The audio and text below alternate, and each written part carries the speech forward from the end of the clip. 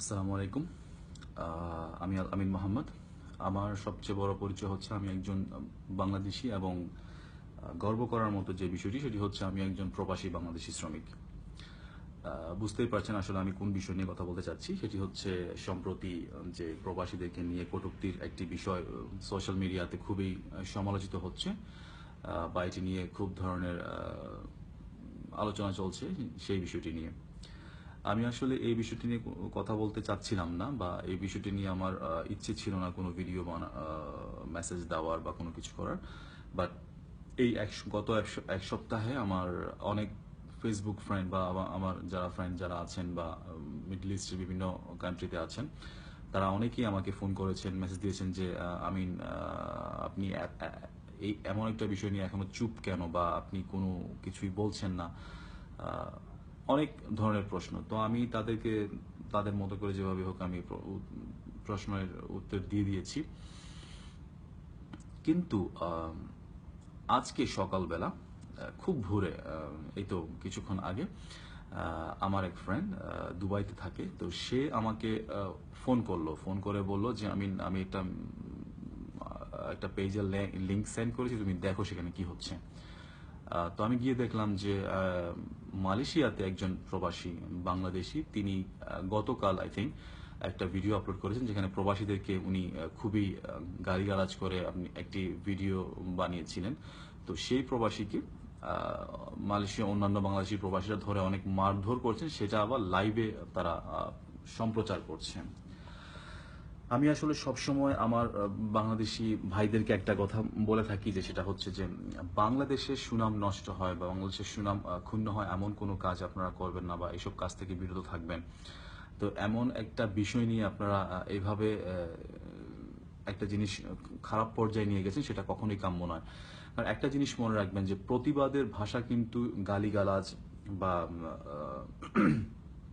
অশ্লীল ভাষা ইউজ করা বা এসব করে কিন্তু প্রতিবাদ করলেই কিন্তু হয় না। আপনি প্রতিবাদটা সুন্দরভাবেও করতে পারেন, আপনি আপনার যুক্তি দিয়ে যুক্তিতর্ক দিয়ে আপনি জিনিসটাকে সুন্দরভাবে বোঝাতে পারেন।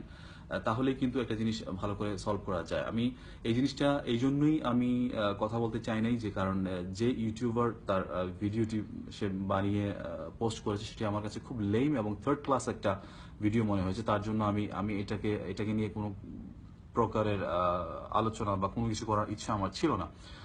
কারণ একজন ইউটিউবার সে সে কনসেপ্ট নিবে এমন একটা জিনিস যেটার মাধ্যমে সমাজ কিছু পায় বা মানুষ কিছু শেখে বা কেউ এন্টারটেইন হয়, এমন একটা জিনিস। কিন্তু যে জিনিসটা একটা সমাজের মধ্যে বিভেদ সৃষ্টি করে বা বিশৃঙ্খলা সৃষ্টি করে, এমন কিছু তো হওয়াটা ঠিক না।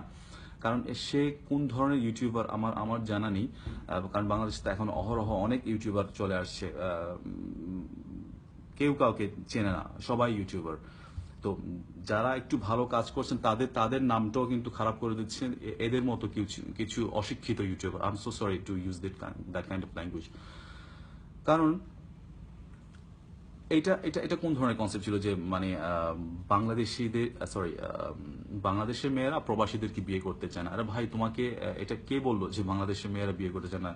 এত লক্ষ লক্ষ প্রবাসী বাংলাদেশি দেশের বাহিরে আছে, আহ, তারা কি বিয়ে ছাড়া থাকছে? থাকছে না।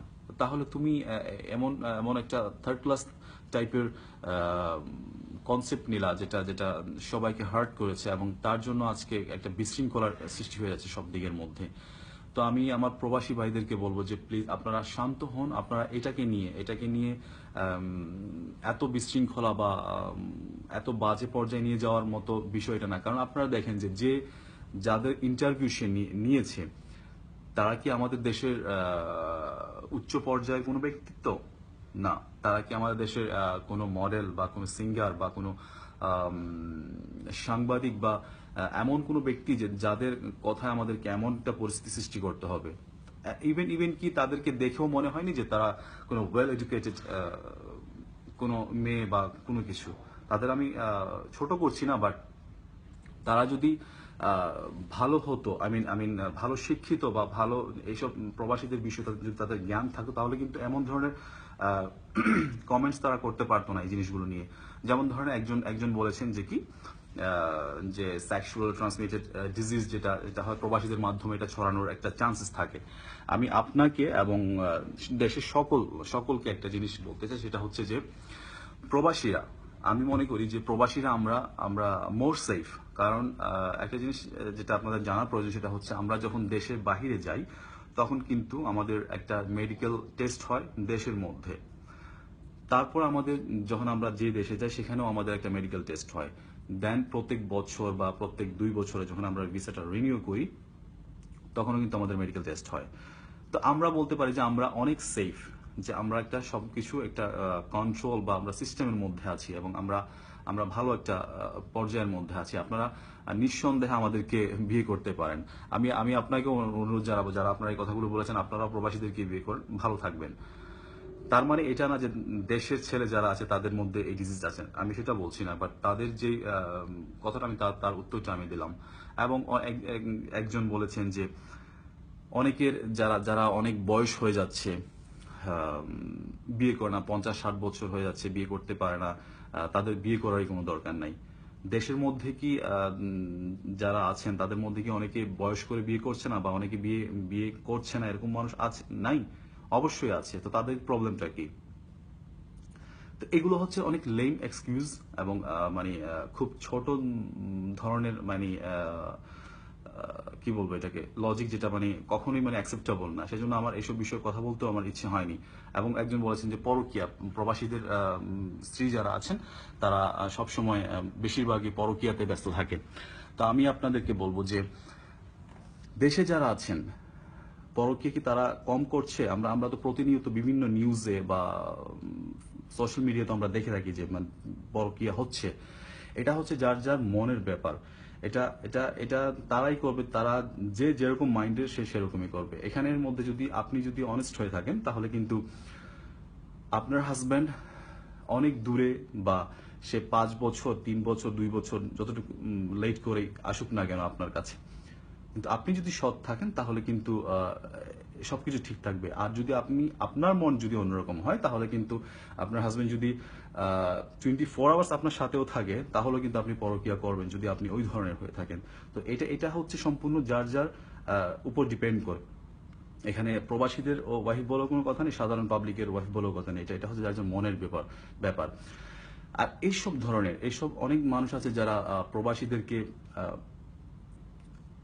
অনেক ধরনের ক্রিটিসাইজ করে বা খারাপ একটা চোখে দেখে বা অনেক দেখে। এটার এটার অনেকগুলো কারণ থাকতে পারে। তার মধ্যে একটা কারণ আমি বলি, যেটা ইম্পর্টেন্ট একটা কারণ, সেটা হচ্ছে যে আমাদের দেশের সরকারগুলো, এই সরকারের কথা আমি বলছি না, সবগুলো সরকারই, তারা কখনোই প্রবাসীদের যে প্রাপ্য সম্মানটুকু বা তাদের যে একটা অধিকার, এটা কিন্তু কখনোই কোনো সরকার আমাদেরকে পারফেক্টলি দেয়নি। যার কারণেই কিন্তু এই মানুষ এসব কথাগুলো বলার সুযোগ পায়। আজকে যদি প্রবাসীদেরকে একটা ভালো একটা সম্মান দেয়া হতো, ভালো একটা পর্যায়ে যদি সরকার আমাদেরকে তার তার অধিকারটুকু মানে ঠিকভাবে দিত, তাহলে কিন্তু মানুষ এরকম ধরনের কথা বলতে কিন্তু একটু চিন্তা ভাবনা করে করতো। আজকে যদি সরকার যদি সরকারিভাবে যদি প্রবাসীদেরকে সম্মান জানায়, যে এই নাগরিকগুলো আমার এই এই যেমন যেমন একটা এক্সাম্পল, যে বাংলাদেশটা স্বাধীন করেছেন কারা? মুক্তিযোদ্ধারা। মুক্তিযোদ্ধার সন্তানরাও কিন্তু আজকাল বিভিন্ন কোঠায় চাকরি পাচ্ছেন বা বিভিন্ন সুযোগ সুবিধা গ্রহণ করছেন মুক্তিযোদ্ধাদের। এটা আমরা সবাই অ্যাপ্রিসিয়েট করি, এটা এটা হওয়া দরকার। কিন্তু একজন প্রবাসী যার যার পাঠানো অর্থে আজকে বাংলাদেশটা এখন পর্যন্ত অনেকটা স্টেবল এবং আমাদের ইকোনমিক কিন্তু অনেকটাই উপরে, এই জন্য যে প্রবাসীরা রেমিটেন্স পাঠিয়ে কিন্তু দেশের অর্থনীতিটাকে চালিয়ে রাখছেন বা শক্ত একটা অবস্থানের মধ্যে রেখেছেন। তাদেরকে কিন্তু প্রত্যেকটা বাজেট আসার সময় বিভিন্ন সময় বলা হয় এটা ওইটা প্রবাসীদের জন্য, এটা ওইটা, কিন্তু যখন একজন প্রবাসী তার তার তার এই সুযোগ সুবিধাটি গ্রহণ করার জন্য যায় তখন কিন্তু সে পাচ্ছে না এবং তার সম্মানটুকু পাচ্ছে না। এবং কি প্রতিনিয়ত এয়ারপোর্টের মধ্যে যে একটা হয়রানির শিকার হতে হয়, যে সাধারণ সাধারণ যে শ্রমিকগুলো আছেন তারা, কারণ আমাদের বেশিরভাগ শ্রমিকই কিন্তু যাচ্ছে আপনার গ্রাম থেকে। তো তাদের অনেকে দেখা যায় যে তাদের তেমন একটা পড়াশোনা নেই, তারা বিভিন্ন কিছু ভালো করে বলতে পারে না এয়ারপোর্টের মধ্যে, বা একটা ফর্ম, ইমিগ্রেশন যে ফর্মটা আছে সেই ফর্মটা তারা ফিল আপ করতে পারে না। তাদের সাথে যে ধরনের বাজে আচরণ আমাদের বাংলাদেশের এয়ারপোর্টের মধ্যেই করা হয়, খুবই দুঃখজনক। তো তারা যখন প্রতিনিয়ত আপনার অবহেলার শিকার হচ্ছে। তো সাধারণ অনেক মানুষগুলোও কিন্তু তাদেরকে মানে খুবই বাজেভাবে ট্রিট করছে। তো এই জিনিসটা হওয়া দরকার না। আমি আমি অনুরোধ জানাবো বাংলাদেশ সরকারকে, এই ভিডিও কেউ দেখবেন কি দেখবেন না আমি জানি না, বাট একটা অনুরোধ রাখবো যে প্রবাসীদেরকে অ্যাটলিস্ট তাদের প্রাপ্য সম্মানটুকু দিন। তাদেরকে অ্যাটলিস্ট এয়ারপোর্টের মধ্যে হলো একটু সহযোগিতা, তাদের সাথে ভালো ব্যবহার করুন। তারা অনেকে অনেক কিছু বোঝে না, তাদেরকে ঠিকভাবে আপনারা জিনিসটা আপনাদের সার্ভিসটা ভালো করে দিন। প্রবাসীদের সাথে একটু একটু সদয় হন, তাহলেই কিন্তু আমাদের সাধারণ মানুষগুলো একটু ভালো একটা পর্যায়ে পর্যায়ে যাবে। আর প্রবাসী ভাইদেরকে বলবো যে দয়া করে আর কেউ এই ধরনের খারাপ ভিডিও বানাবেন না, যে গালাগালি, বিভিন্ন ধরনের রুড বা অশ্লীল কথাবার্তা বলে ভিডিও বানাবেন না। আপনাদের দোহাই লাগে আপনারা এটা স্টপ করুন। তাহলে আমরা যারা অন্য অন্য প্রবাসীরা আছে তাদেরকে বলবো যে আপনারা ভিডিওগুলো শেয়ার করবেন না। যারা খারাপ ব্যবহার করে, খারাপ ভাষায় ইউজ করে যারা ভিডিও বানাচ্ছেন, তাদের ভিডিওগুলো আপনারা শেয়ার করবেন না। কারণ এটা আমাদের দায়িত্ব। কারণ একটা সমস্যা থেকে আরেকটা সমস্যা যখন হয়ে যাবে, তখন দেখা যাবে যে আরো অনেক খারাপ কিছু হয়ে যাচ্ছে। তখন এটা আমাদের দেশের সম্মান নষ্ট হবে প্রবাসের মধ্যে। তো এই জিনিসগুলো আমাদের দায়িত্ব, আমাদের কর্তব্য, যেন আমরা আমাদের প্রবাসীদের সুনামটা যেন আমরা নষ্ট না করি। সবাই ভালো থাকবেন, ধন্যবাদ।